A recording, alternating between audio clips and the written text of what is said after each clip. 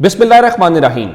لاکھوں کروڑوں درود و سلام محمد مصطفیٰ صلی اللہ علیہ وسلم اور آل محمد پر۔ میں ہوں عمر دراز گودل۔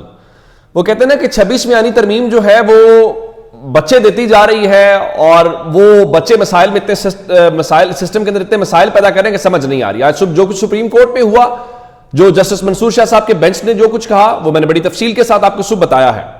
اب اس 26ویں آئینی ترمیم کے نتیجے میں اسلام آباد ہائی کورٹ کے اندر 2 ایڈیشنل ججز اپوائنٹ کیے گئے۔ اندازہ کیجئے کہ ایک دن جج جوڈیشل کمیشن ریکمینڈ کرتا ہے اور اگلے 24 گھنٹوں سے بھی کم وقت کے اندر صدر پاکستان ان کا نوٹیفیکیشن کر دیتے ہیں کہ وہ کہتے ہیں نا کہ جھٹ منگنی اور پٹ ویا، وہ والی صورتحال تھی۔ تو آج ان کا تقریب حلف برداری بھی تھی اور ان دونوں ایڈیشنل ججز کا اعظم خان اور راجہ انعام امین منہاس جو ہیں، انہوں نے اپنے عہدوں کا حلف اٹھا لیا ہے اور اسلام آباد ہائی کورٹ کے جو چیف جسٹس عامر فاروق ہیں، انہوں نے حلف لیا اور اس تقریب حلف برداری میں جو سینئر ججز ہیں، محسن اختر کیانی صاحب، گل حسن اورنگزیب صاحب، طارق محمود جہانگیری صاحب، بابر ستار صاحب، سردار اعجاز اسحاق خان صاحب، جسٹس ارباب طاہر، سمن رفت جو ہے وہ شامل ہوئے اور اس کے علاوہ جو ڈسٹرکٹ اینڈ سیشن ججز ہیں، ایڈیشنل سیشن ججز ہیں، وکلا اور دیگر تقریب میں اس میں شرکت تھے۔ اچھا، اب سوال صرف اتنا تھا کہ یہ جو لوگ نئے 2 اپوائنٹ کیے گئے ہیں، ان کے آنے کے بعد کیا صورتحال بنتی ہے؟ کیا اصل بات یہ ہے کہ تحریک انصاف کہہ رہی ہے کہ انہوں نے اس حوالے سے اپیل دائر کرنی ہے جو القادری ٹرسٹ کیس کا فیصلہ ہے، اور سوال اس وقت یہی اٹھایا جا رہا تھا کہ القادری ٹرسٹ کیس کے فیصلے کے خلاف جو ہے وہ اپیل کون سنے گا۔ حکومت کے قریبی لوگ جو تھے وہ بتا رہے تھے کہ خدشہ یہ تھا کہ یہ جو نئی تعیناتیاں کی گئی ہیں اور پھر فوری طور پہ جو نوٹیفیکیشن ہوا ہے اور جو اتنی جلد بازی دکھائی گئی ہے، اس کے پیچھے کوئی نہ کوئی وجہ ہے، اور وجہ شاید یہ ہے کہ ایک ایسا ڈویژنل بینچ بنایا جائے جس میں نئے ججز کو شامل کیا جائے، اور جس عامر فاروق کے حوالے سے تو عمران خان پہلے ہی بہت کنسرنز کا اظہار کرتے ہیں۔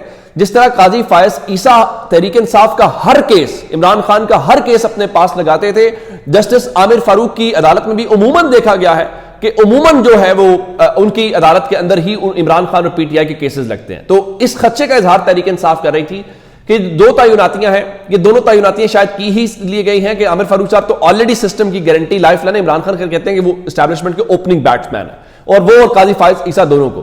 تو خیر جناب، جیسے ہی یہ اوتھ لیا گیا ہے تو اوتھ لینے کے بعد القادری ٹرسٹ کیس کے حوالے سے جو بڑی خبر ہے، میں آپ کو پہلے بتاتا ہوں کہ جو ڈویژنل بینچز بنے ہیں، ڈویژنل بینچز 2 ججز پر مشتمل ہوگا اور وہی اپیل سنے گا۔ اب ذرا اندازہ کیجئے گا کہ نمبر 1 ڈویژنل بینچ کون سا ہے۔ نمبر 1 ڈویژنل بینچ جناب چیف جسٹس عامر فاروق کے اوپر اور آج ہی اپنے عہدے کا حلف لینے والے جسٹس انعام امین منہاس پر مشتمل ہے۔ یہ ڈویژنل بینچ نمبر 1 ہے۔ ڈویژنل بینچ نمبر 2 کون سا ہے؟ اس میں جناب محسن اختر کیانی صاحب ہیں اور سردار اعجاز اسحاق خان صاحب ہیں، اور ڈویژنل بینچ نمبر 3 کے اندر میاں گل حسن اورنگزیب صاحب ہیں اور سمن رفت امتیاز صاحبہ۔ نمبر 4 کے اوپر طارق محمود جہانگیری صاحب ہیں اور نئے تعینات ہونے والے آج ہی جج اعظم خان ہیں۔ نمبر 5 کے اوپر جسٹس بابر ستار ہیں اور جسٹس ارباب طاہر ہیں، اور سنگل بینچز بنا دیے گئے ہیں جس میں اب ہائی کورٹ کے اندر 8 کی بجائے 10 ججز ہیں۔ یہ جو ڈویژنل بینچ نمبر 1 ہے، جس میں جسٹس انعام امین منہاس جو آج تعینات کیے گئے ہیں، اس میں انہوں نے جسٹس عامر فاروق نے اپنے ساتھ بٹھایا ہے، اور آج جو یہ آج سے شروع ہونے والے ہفتے میں 5 ڈویژنل بینچز ہیں ایک ہفتے کے لیے۔ پاکستان تحریک انصاف اگر اپنی یہ درخواست لے کے آتی ہے، اپیل جو کہ انہوں نے لے کے آنی ہے، فیکٹس اپنی جگہ کے اوپر آپ دیکھتے ہیں کہ لندن کی کورٹ کا معاملہ اور باقی بڑے سنجیدہ سوالات اٹھائے جا رہے ہیں، تو اطلاعات یہ ہیں کہ اگر تو یہ 1-2 دن میں اپیل آ جاتی ہے، کل آ جاتی ہے یا پرسوں آ جاتی ہے، تو غالب امکان یہی ہے کہ یہ ڈویژنل بینچ نمبر 1 کے اندر لگے گی، جس میں جناب چیف جسٹس عامر فاروق اور جسٹس انعام امین منہاس ہیں۔ اور اگر یہ اس بینچ میں لگی تو پھر سوال پیدا یہ ہوگا کہ آپ نے ایک تو چیف جسٹس، ایک آج ہی تعینات ہونے والے جج کو ساتھ بٹھانے کا مطلب کیا ہے؟ اور یہ 26ویں آئینی ترمیم کے حوالے سے تعیناتیاں ہوئی ہیں، اور پھر میں آپ کو ایک بات وہ سینئر جرنلسٹ اسناد ملک صاحب کے حوالے سے بتا رہے تھے۔ انہوں نے کہا تھا کہ ابھی جوڈیشل کمیشن کا اجلاس نہیں ہوا تھا اور ہمیں بتا دیا گیا تھا تعیناتیاں کون کون سی ہوں گی۔ پھر ان کے مطابق مسلم لیگ نون اور پیپلز پارٹی کو جو حکم آیا انہوں نے وہ تعیناتیاں کر دی ہیں۔ اب انعام امین منہاس صاحب جو ہیں وہ اس وقت جب تحریک انصاف کے ساتھ اسٹیبلشمنٹ کی یس تھی اور عمران خان کی گورنمنٹ میں رانا ثناءاللہ کے خلاف کیس بنا تھا، وہ اے این ایف والا، اور وہ کیس بعد میں تحریک انصاف کہتی رہی کہ ہم نے نہیں بنایا، وہ جنہوں نے بنایا ان سے پوچھیں، تو اس کیس میں جو پروسیکیوٹر تھے اے این ایف کے وہ جسٹس انعام امین منہاس صاحب تھے.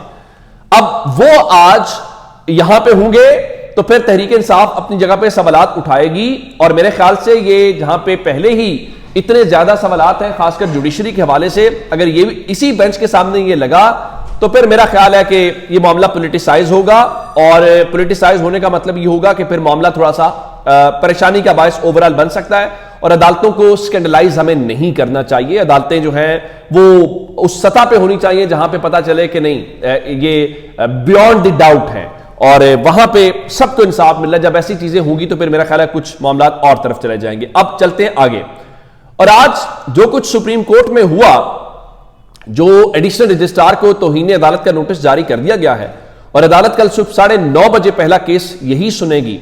تو اب یہ تو چلے کل صبح پتا چلے گا نا ہوتا کیا ہے، لیکن آج کی خبر کیا؟ آج کی خبر یہ ہے کہ آئینی بینچ ویسے تو بہت سارے کیسز سن رہا تھا. ایک انہوں نے عمران خان کی جو انتخابات میں دھاندلی کے حوالے سے درخواست ہے اس کے حوالے سے بھی سنا، اور اس پہ وکیل حامد خان نے کہا جی جو رجسٹرار آفس کے اعتراضات پہلے دور کیے جائیں، تو امین الدین خان صاحب نے کہا ہم نے رجسٹرار آفس کے اعتراضات آپ کی استدعا کے مطابق دیکھنے ہیں. تو مدو خیر صاحب نے کہا جی آپ کی درخواست پر عدالت کیسے انکوائری کروا سکتی ہے؟ کیا عدالت پورے ملک کے حلقے دوبارہ کھلوا سکتی ہے؟ دھاندلی کی تحقیقات کروانا حکومت کا کام ہے. جناب یہ حکومت کے اوپر ہی تو الزام ہے کہ اس دھاندلی کے نتیجے میں حکومت بنی ہے، تو حکومت کیسے اپنی تحقیقات کر سکتی ہے؟ یعنی میرے اوپر الزام ہو کہ میں چوری کر چکا ہوں یا میں چوری کے نتیجے میں کوئی چیز میرے پاس ہے تو میں تحقیقات کروں گا؟ کیا لاجک ہے اور کیا بات ہے؟ پھر فرمانے لگے جسٹس مدو خیل صاحب کہ کیا پختونخوا سے بلوچستان تک سارا الیکشن ہی غلط تھا؟ اور ایک اور کیس کے اندر مسرت الہی صاحبہ کہنے لگی ہمارے ملک میں سیاست جارحانہ ہے، بچوں کو پڑھنے دیں، انہیں سیاست میں کیوں ڈال رہے ہیں؟ یہ بنیادی طور پہ جو اسٹوڈنٹ یونین ہے اس سے متعلق کیس تھا. بھائی اگر اس ملک میں پڑھے لکھے لوگوں نے پالیٹکس نہیں کرنی تو پھر کس نے کرنی ہے؟ خیر خبر یہ ہے کہ جب یہ سب ہو رہا تھا اور آج سب کو پتا تھا کہ جسٹس منصور علی شاہ صاحب کا جو بینچ ہے اس کے سامنے کیس نہیں لگ سکا، اور سب انتظار میں تھے، ہم بھی انتظار میں تھے کہ آج جج صاحب کیا کرتے ہیں. پھر جو کیا وہ ہم نے آپ کو رپورٹ کر دیا، لیکن اطلاعات یہ ہیں کہ وہاں پہ بڑی فکر لگی ہوئی تھی، اور فکر اس حوالے سے تھی، اور وہاں ان کو کے اندر کیا کہتے ہیں کہ چل کیا رہا ہے، اور گھبراہٹ بھی تھی اور بے چینی بھی تھی اور تجسس بھی تھا. اس پہ مریم نواز خان نے ٹویٹ کر لکھا کہ عمران وسیم کی خبر کے مطابق بینچ نمبر 2 میں ہونے والی کارروائی پر آئینی بینچ میں تجسس تھا. یعنی آئینی bench justice Amin Uddin Khan and company جو ہے اینڈ کو، ان میں یہ تجسس تھا، اور سماعت کرتے ہوئے آئینی ججز جاننا چاہ رہے تھے کہ جسٹس منصور علی شاہ صاحب کے بینچ میں کیا ہو رہا ہے. یعنی ان کو یہ ڈر تھا کہ یہ جاننے کی کوشش کر رہے تھے کہ یہ تو چلیں سماعت یہاں پہ ہو رہی ہے، اور آئینی بینچ نمبر 2 جس کو جسٹس منصور ہیڈ کر رہے تھے وہاں پہ کیا ہو رہا ہے، یا جسٹس منصور کیا آرڈر دے رہے ہیں. تو یہ فکر تھی. اس کا مطلب یہ ہے کہ ان سب کو پتا ہے کہ جسٹس منصور کیا کر سکتے ہیں اور کیا ہو سکتا ہے اور آنے والے دنوں کے اندر کیا ہوگا. اور پھر ایک اور بات، جس طرح اور بہت سارے استعفے ہوئے تو اس سے کہا گیا شاید جسٹس منصور علی شاہ صاحب چیف جسٹس نہیں بنے تو وہ استعفیٰ دے کے چلے جائیں گے، تو انہوں نے کہا نہیں میں استعفیٰ نہیں دوں گا اور سسٹم میں رہتے ہوئے اپنا کردار ادا کروں گا. اچھی بات ہے.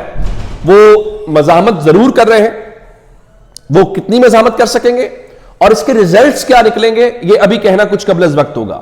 اور سسٹم کے اندر رہ کے میرا خیال ہے یہ بات ٹھیک ہے کہ اپنے حد تک وہ چیزوں کو کر رہے ہیں.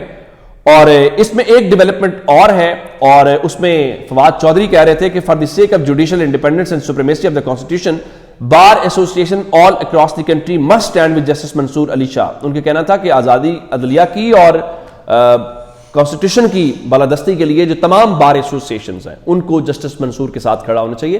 میرے خیال سے اب یہ کریٹیکل پوائنٹ آ گیا، یہ اب مسئلہ ختم ہو جائے گا. یا یہ 26 یعنی ترمیم مکمل طور پہ اس پہ کوئی ریزسٹنس نہیں ہوگی، یا کچھ نہ کچھ ہوگا. اب کتنے دن کیا ہوتا ہے اب تھوڑا سا کل بھی آئیڈیا ہو جائے گا. اپنا بہت سارا خیال رکھیے گا. خدا حافظ.